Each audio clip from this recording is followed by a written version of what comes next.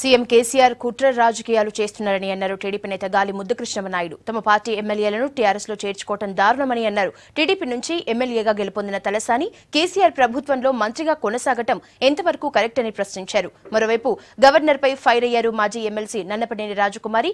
హైదరాబాద్లో తమకు రక్షణ లేదని ఆరోపించారు.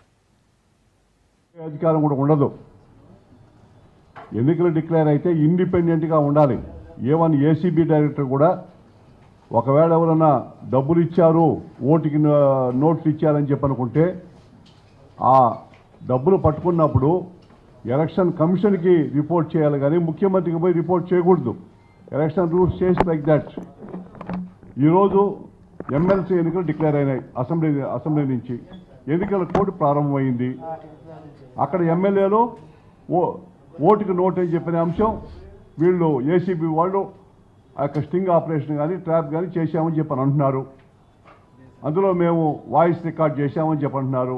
డబ్బులు రెడ్ హ్యాండ్గా పట్టుకున్నామని చెప్పని అంటున్నారు. అభియోగాలు పెడుతున్నారు. రేవంత్ రెడ్డి గారిని అరెస్ట్ చేశారు.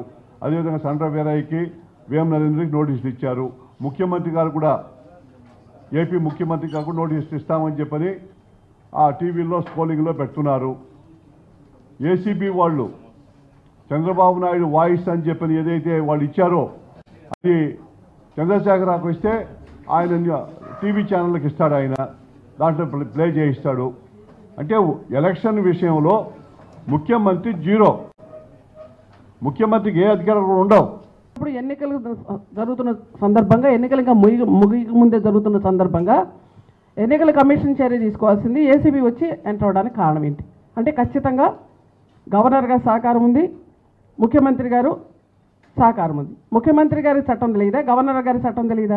అసలు గవర్నర్ గారికి చట్టం తెలిస్తే ముద్దుకృష్ణ గారు చెప్పినట్టు, నేను శశిరెడ్డి గారు ఒక లేఖ రాసినట్టుగా, ఏ రోజున ఒక ఆయనంట మంత్రిగా ప్రమాణ స్వీకారం చేస్తూ ఒక కాగితం చూపించాడంట. ఏంటి ఆ కాగితం? ఏం చూపించాడు? రాజీనామా చేశానని చూపించాడా? రాజీనామా ఆమోదించానని చెప్పనని ఎవరు ఆమోదించాలి? రాజీనామా ఎవరికి ఆయన ఇవ్వాలి? ఇక్కడ పార్టీ అధ్యక్షుడికి ఇవ్వాలి, లేదా అక్కడ గవర్నర్ కన్నా చూపించాలి. మరి గవర్నర్ క్లారిఫై చేసుకున్నాడా? ఎన్ని నెలలు? ఇవాళ 6 నెలలు అయిపోయింది. 6 నెలల తర్వాత ఎలక్షన్కి వెళ్ళాలి కదా. రాజీనామా చేస్తుంటే 6 నెలల లోప ఆయన మంత్రిగా ఎట్లా కొనసాగుతాడు? ఎమ్మెల్యే అయితేనే కదా.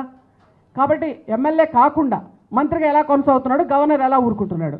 పోనీ ఎమ్మెల్యే రాజీనామా చేయకుండా కొనసాగడానికి వేరే పార్టీలో ఉన్నటువంటి ఎమ్మెల్యే ఇక్కడ పార్టీ అధ్యక్షుడు రాజీనామా ఇవ్వకుండా, అక్కడ ఇవ్వకుండా మంత్రిగా ఎలా ప్రమాణ స్వీకారం చేశారు? మీరు ఎట్లా ప్రమాణ స్వీకారం చేయించారు? ఇది రాజ్యాంగ విరుద్ధం కాదా?